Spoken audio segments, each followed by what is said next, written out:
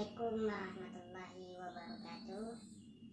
Perkenalkan, nama saya Ari Yuwanda dengan NIM 19059057. Di sini saya akan membuat tugas dengan mata kuliah yaitu manajemen risiko dengan tema konsep manajemen risiko dan ruang lingkup manajemen risiko. Selamat menyaksikan. Yang pertama, kita akan membahas risiko. Apa sih itu risiko? Pasti kalian belum tahu ya. Risiko adalah ketidakpastian atau kemungkinan terjadinya sesuatu yang bila terjadi akan mengakibatkan kerugian.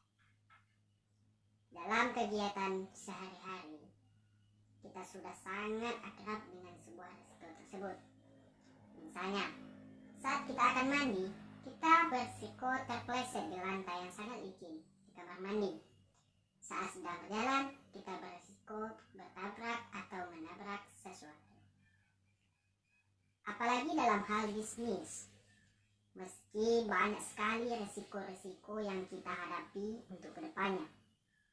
Karena di setiap tindakan yang kita ambil pasti memiliki risiko, entah itu risikonya kecil atau besar. Karena itu akan perlu memanajemenkan risiko agar bisa mengurangi dan mengatasi risiko yang kita hadapi. Selanjutnya yaitu macam-macam risiko menurut sifatnya. Yang pertama yaitu risiko dinamis. Yang mana risiko dinamis ini adalah risiko yang disebabkan oleh kemajuan teknologi.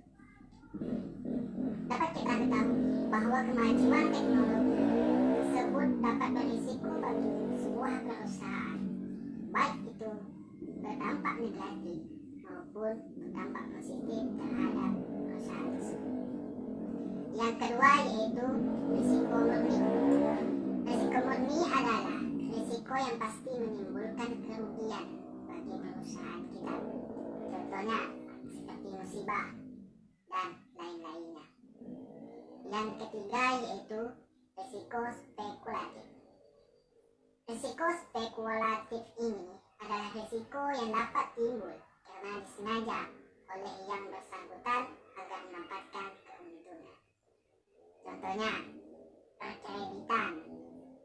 Dengan memperkreditan maka akan memberikan keuntungan bagi sebuah perusahaan. Yang keempat yaitu risiko fundamental. Risiko fundamental ini adalah risiko yang tidak bisa dilimpahkan kepada seseorang atau orang lain. Selanjutnya yang kelima yaitu risiko khusus. Nah, risiko khusus ini adalah risiko yang timbul karena bersumber pada peristiwa tunggal sehingga sangat mudah diketahui penyebabnya. Contohnya pesawat jatuh dan lain-lainnya. Selanjutnya kita akan membahas tentang manajemen risiko. Apa sih itu manajemen risiko? Terlebih dahulu kita akan membahas pendapat-pendapat para ahli tentang manajemen risiko tersebut. Yang pertama yaitu pendapat Jojo Sudarso, yang mana beliau mengatakan bahwa manajemen risiko adalah pelaksanaan fungsi-fungsi manajemen dalam penanggulangan risiko, terutama risiko yang dihadapi oleh sebuah organisasi atau sebuah perusahaan, keluarga, dan masyarakat. Yang kedua yaitu pendapat dari Dorfman, yang mana Dorfman mengatakan bahwa manajemen risiko adalah suatu proses logis dalam usahanya untuk memahami eksposur terhadap suatu kerugian yang dihadapinya. Selanjutnya yaitu pendapat oleh Fahmi, yang mana Fahmi mengatakan bahwa manajemen risiko adalah suatu bidang ilmu yang membahas tentang bagaimana sebuah organisasi menerapkan ukuran dalam menetapkan berbagai permasalahan yang ada dengan menempatkan berbagai pendekatan manajemen secara komprehensif dan sistematik. Selanjutnya yaitu pendapat dari Tampu Bolon, yang mana beliau mengatakan bahwa manajemen risiko adalah kegiatan atau proses yang terarah dan bersifat proaktif yang ditujukan untuk mengakomodasikan kemungkinan gagal pada salah satu atau sebagian dari sebuah transaksi atau instrumen. Selanjutnya yaitu pendapat dari Smith, yang mana beliau mengatakan bahwa manajemen risiko adalah proses identifikasi, pengukuran, dan kontrol keuangan dari sebuah risiko yang mengancam aset dan penghasilan dari sebuah perusahaan atau proyek, yang mana dapat menimbulkan kerusakan atau kerugian pada perusahaan tersebut.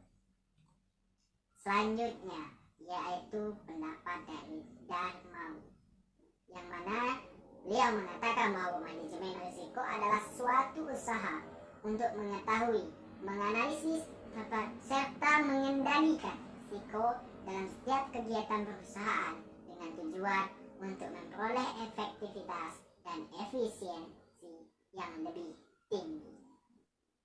Nah, selanjutnya setelah kita membahas pengertian manajemen risiko dari berbagai pendapat para ahli, dapat kita simpulkan bahwa manajemen risiko adalah cara kita dalam mengatur, mengolah, serta menganalisir setiap risiko-risiko yang akan terjadi atau yang akan dialami oleh setiap perusahaan atau badan usaha.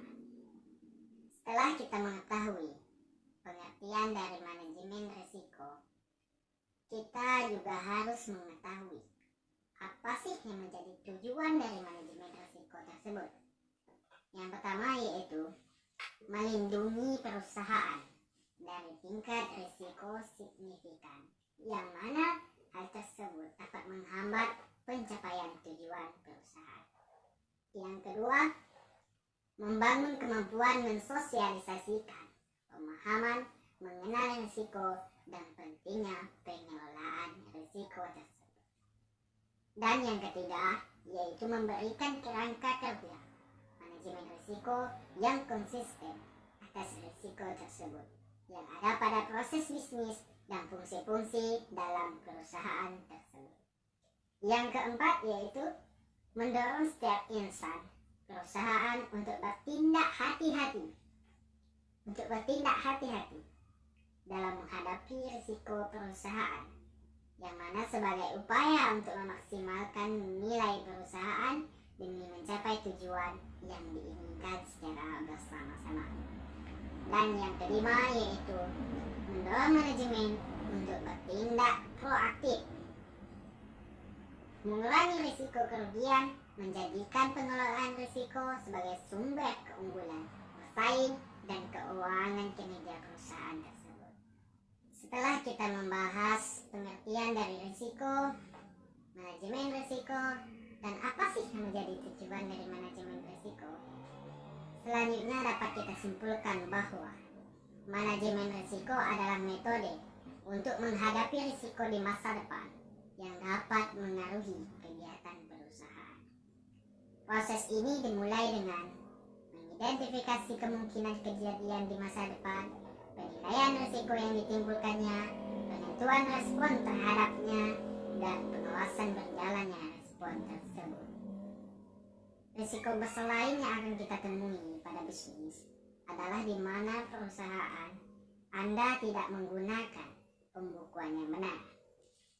Tanpa pembukuan yang benar, perusahaan Anda akan menghadapi berbagai masalah terkait pencatatan keuangan dan perencanaan bisnis Anda ke depan.